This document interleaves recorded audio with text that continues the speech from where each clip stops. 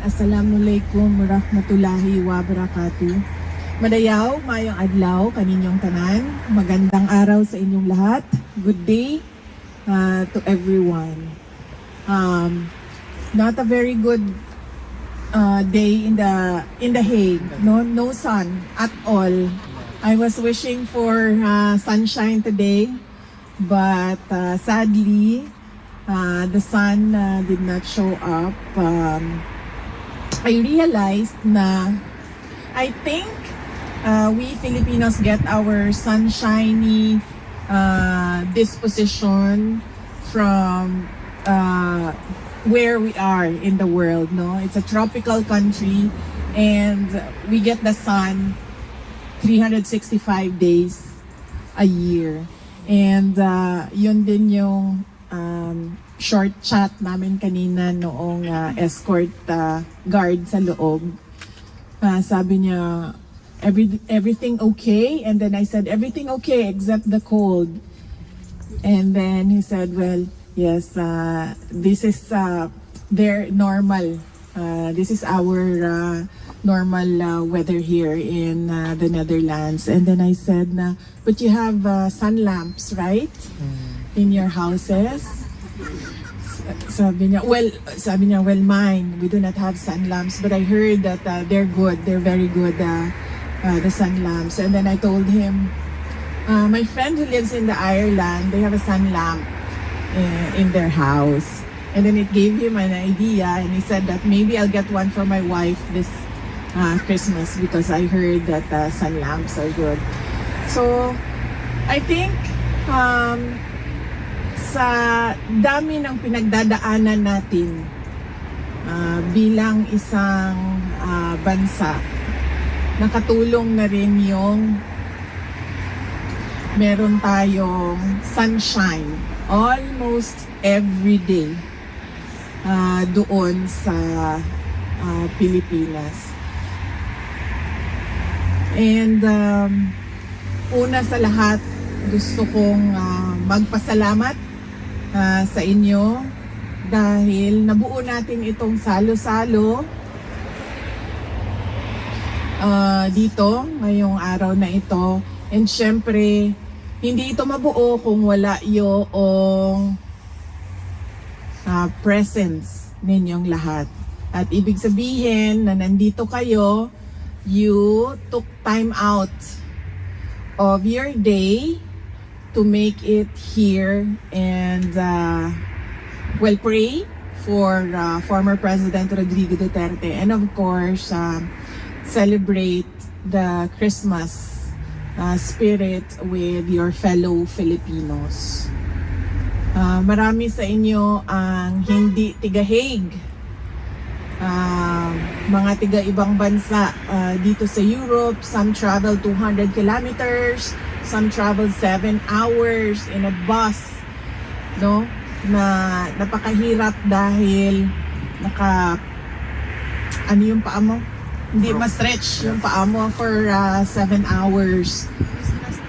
And meron sa inyo may trabaho, pero dinala yung trabaho dito ngayon sa ating salo-salo. So iba-iba yung sitwasyon, pero everybody made time for former President Rodrigo Duterte. And we as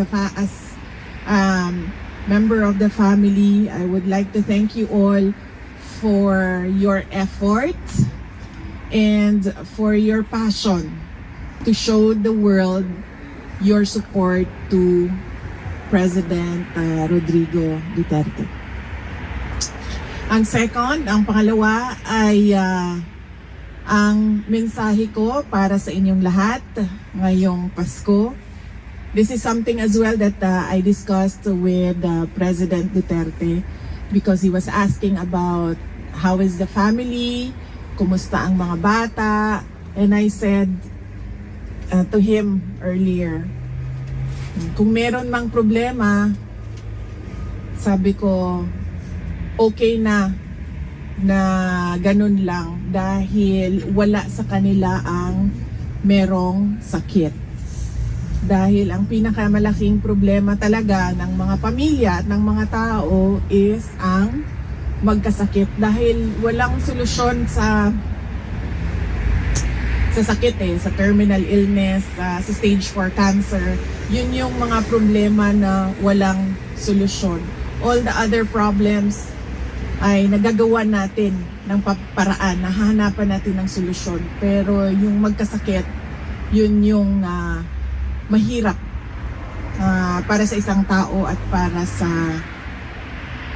pamilya. And that is my Christmas wish for everyone, that you are always granted by God good health.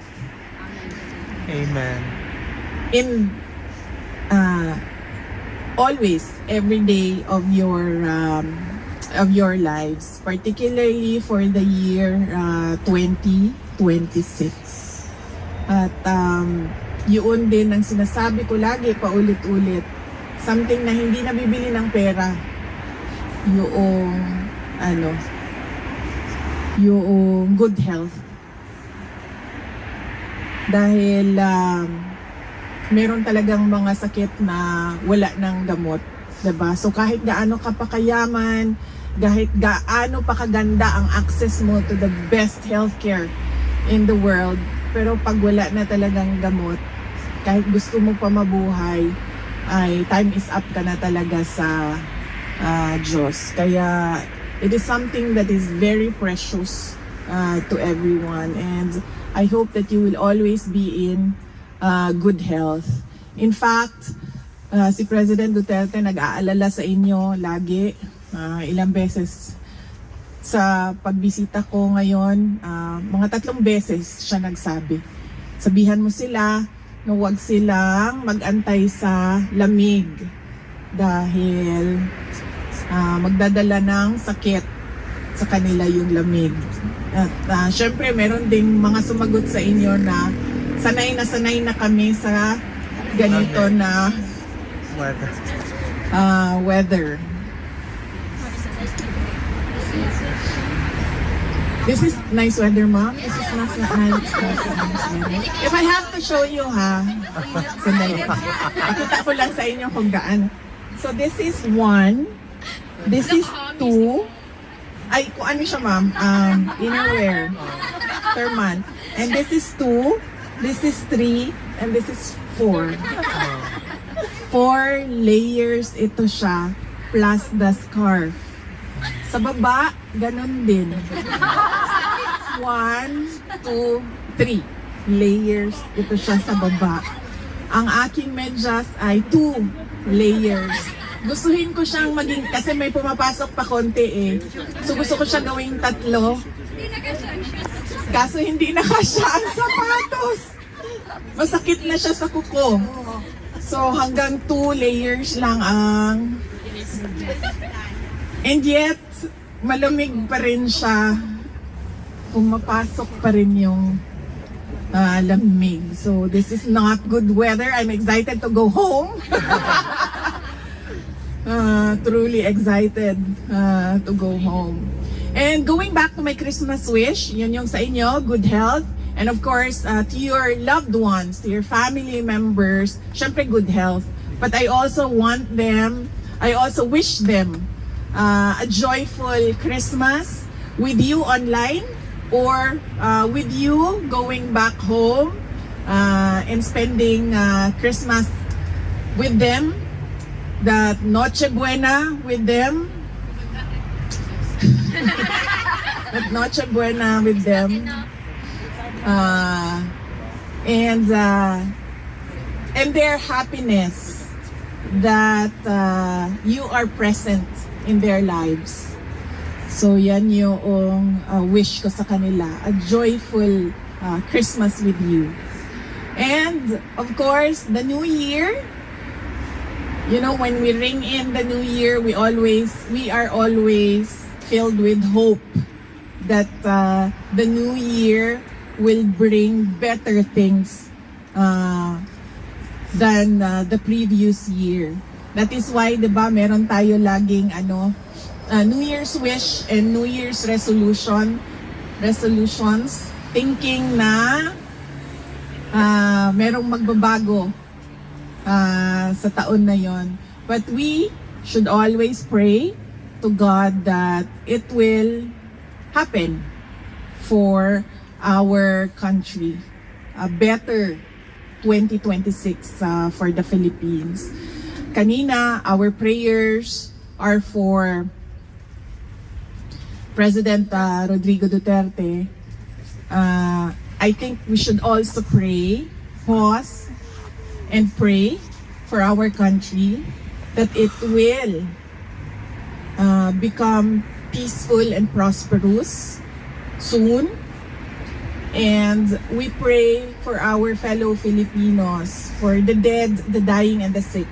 May they be granted blessings just like how God gives us blessings every day.